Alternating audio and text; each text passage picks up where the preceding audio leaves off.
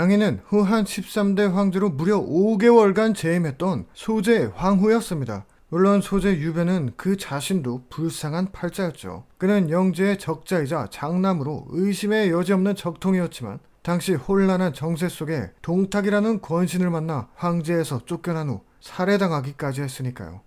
독주를 가져온 이유의 앞에서 소제는 당위에게 자신을 위한 마지막 춤을 요청했고 당위는 남편의 죽음을 앞두고 눈물을 가린 채 춤을 췄죠. 마지막으로 소제는 그대는 황후의 몸이니 다른 관리나 백성의 아내가 되지 말고 자존심을 지키라는 말을 남기고 최후를 맞습니다. 여러 매체에서 멍청한 모습으로 그려지는 소제였지만 당인은 소제의 말을 기억하며 고향으로 돌아간 후에도 누구에게도 시집가지 않고 절개를 지켰어요. 아버지의 주선에도 꿈쩍 안 했고 이각의 눈에 띄어 끌려가면서도 끝끝내 이름을 밝히지 않으며 그와 결혼하는 걸 완강히 거부하기까지 했죠. 다행히 헌제에게 알려져 홍농왕비에 임명돼 남은 생은 조용히 보낼 수 있었지만 황후가 되자마자 과부가 되어 낙향하고 평생 절개를 지키다 험한 꼴을 겪을 뻔한 당인은 난세에 휩쓸린 삼국지의 불쌍한 여인들 중 한 명이었습니다. 조조는 후계자 선정에 당시 장남이던 조비와 삼남 조식 사이에서 많은 고민을 했던 것 같습니다. 하지만 조식은 처세술과 절제력에서 아쉬움을 남겨 간발의 차이로 패하고 말죠. 자, 조비가 황제에 오르자마자 어떻게 했겠습니까? 우리 조비가요. 조비는 조식에게 7걸음 안에 시를 지어내지 못하면 죽이겠다고 협박. 조식은 바로 형제라는 제목의 시를 지었고 이게 지금 전해지는 유명한 칠보시입니다.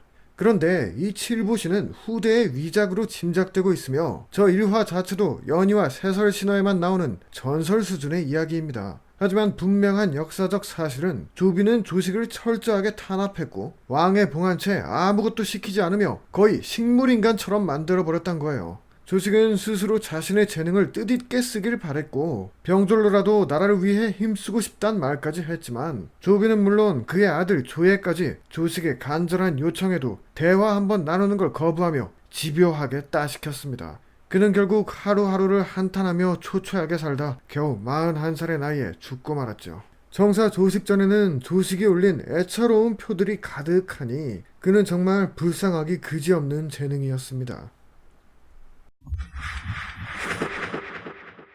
유비는 나이 40이 되도록 아들이 없자 20살이 안 된 한 청년을 양자로 영입합니다. 그게 바로 유봉이었어요. 유봉은 꽤 재능이 있던 인물이었는지 정사에 의하면 무예가 있고 기력이 남보다 뛰어나 서축정벌 때 제갈량, 장비 등과 함께 가는 곳마다 승리했다고 합니다. 그런데 유비에게 느닷없이 아들 유선이 태어나면서 애당초 후계자로 영입되었던 유봉의 운명은 이상하게 꼬이기 시작해요. 제갈량은 결국 유봉의 존재 자체가 위험하다 느끼고 그를 제어하기 힘들 거라 판단, 관우의 원군 요청을 거부한 일로 유비의 분노를 산 유봉을 제거할 것을 조언합니다. 유비는 유봉을 아끼고 사랑하였으나 유봉이 관우에게 원군을 보내지 않은 일로 인해 형주와 상용을 잃은 데다 결정적으로 관우가 죽어버렸기 때문에 마속의 등산에 비견할 만한 뼈아픈 실책이긴 했어요. 이 때문에 맹달은 유비의 후계자는 친아들이 될 테니 넌 나랑 같이 위로 항복하는 것만이 살 길이다 라고 권했지만 유봉은 이를 거부. 열심히 싸웠지만 신의의 배신으로 패해서 돌아올 수밖에 없었고 그를 기다리는 건 유비의 자결 명령이었습니다.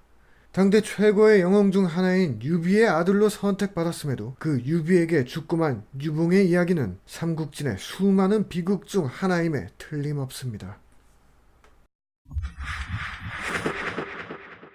장막은 젊었을 때 원소, 조조와 친해 삼총사처럼 어울렸는데 이 셋의 관계는 난세에서 굉장히 기묘하게 틀어집니다. 장막은 반동탁 연합의 맹주가 된 원소가 교만해지자 이를 여러 번 충고했고 후엔 원소에게 쫓겨난 한복과 여포를 받아줬는데 이는 젊어서부터 힘든 사람들을 돕는데 많은 노력을 했다던 장막 특유의 모습이었어요. 그럼에도 원소는 이를 아주 괘씸하게 여겼고 조조에게 장막을 죽이라고까지 할 정도가 됐죠. 하지만 조조는 친구끼리 해쳐서는 안 된다며 원소를 나무랐고 이에 장막은 조조에게 완전 감동합니다. 그런데 조조군은 당시 강대한 세력을 자랑하던 원소의 속국이나 마찬가지였기 때문에 장막은 내심 불안한 마음을 떨칠 수가 없었어요. 결국 안티조조의 대표주자 진궁이 여포와 연합해 장막을 설득했고 장막은 결국 조조의 뒤를 치는 극단적 선택을 할 수밖에 없었죠. 성공한 듯 했던 것도 잠시 조조는 여포와 진궁을 무찔렀고 장막은 완전히 몰락, 정의롭기로 소문났던 그는 도망 중 부하들의 배신으로 살해당하고 맙니다. 조조는 장막에게 커다란 배신감을 느껴 삼족을 잡아다가 씨를 말릴 정도였으니 조조와 원소에게 형으로 모셔진 의인임에도 잘못된 선택으로 패가 망신한 불쌍한 팔자라 할 수 있겠네요. 문소황후 견씨는 당대 명문가 집안의 딸로 원소의 처남 원희의 아내였습니다. 그녀는 어려서부터 총명했고 절세의 미녀이기도 해서 관도에서 승리를 거둔 조조가 업에 남겨져 있던 그녀를 강제로 조비와 결혼시켰죠. 견씨의 미모에 관해선 할 말이 많지만 다른 주제에서 다루기로 하고요. 그녀는 서술했다시피 조비에게 약탈당해 강제로 지아비를 바꿔야 했습니다. 그런데도 견씨는 시어머니였던 변부인을 지극히 섬겨서 그녀가 병에 걸리자 하루 종일 울 정도로 심성이 좋았어요. 또 그녀는 조비의 총애를 받을 수 있게 다른 후궁들을 응원하기도 해서 조비가 후궁 임씨를 쫓아내려 할 때는 울면서 그를 말릴 정도였죠. 그런데 정사에 의하면 견씨는 조비가 다른 후궁을 총애한 것을 시기하여 그를 비방하다 분노한 조비에 의해 죽었다고 합니다. 아니, 좀 이상하지 않아요? 캐릭터가 너무 다르잖아요. 위략과 자치통감은 견씨가 죽은 것은 조비의 총애를 받던 곽귀인의 음모라고 주장하고 있습니다. 정사에선 견씨의 죽음을 자기가 자초한 것처럼 건조하게 서술했지만 정사 주선전에선 견씨가 억울하게 죽었다는 것을 언급하고 있어요. 즉 정사의 저자 진수도 사실 알고는 있었단 겁니다. 견씨가 억울하게 죽었다는 것을요. 그녀는 황후임에도 장례도 제대로 못 치르고 머리는 산발한 채 입까지 틀어막혀 매장됐으니 한스럽기 짝이 없는 일이었죠. 네? 그래도 이상하다고요.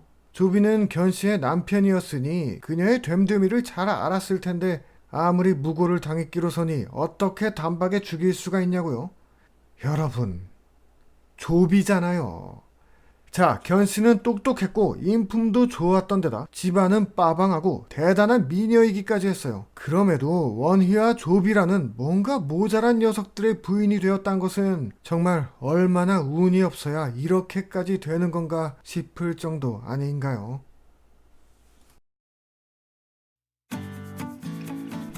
네, 드디어 이벤트 상품 캐릭터 카드가 제게 도착했습니다. 그런데 이게 왼쪽으로 쏠려서 잘못 인쇄된 바람에 제가 문의를 넣었더니 다시 인쇄해서 보내준다는데 이게 추석 이후에나 받을 수 있을 것 같습니다. 당첨자분들은 여유를 가지고 기다려주시고요. 오늘 본문에선 2차 당첨자 10분을 적어놨습니다. 그리고 다음 화에서 10분을 추가 발표할게요. 당첨되신 분들은 제 메일로 본인의 유튜브 닉네임과 집 주소를 보내주시면 됩니다. 그럼 여러분 좋아요와 구독 버튼 잊지 말아주시고요. 다음 화에서 뵐게요.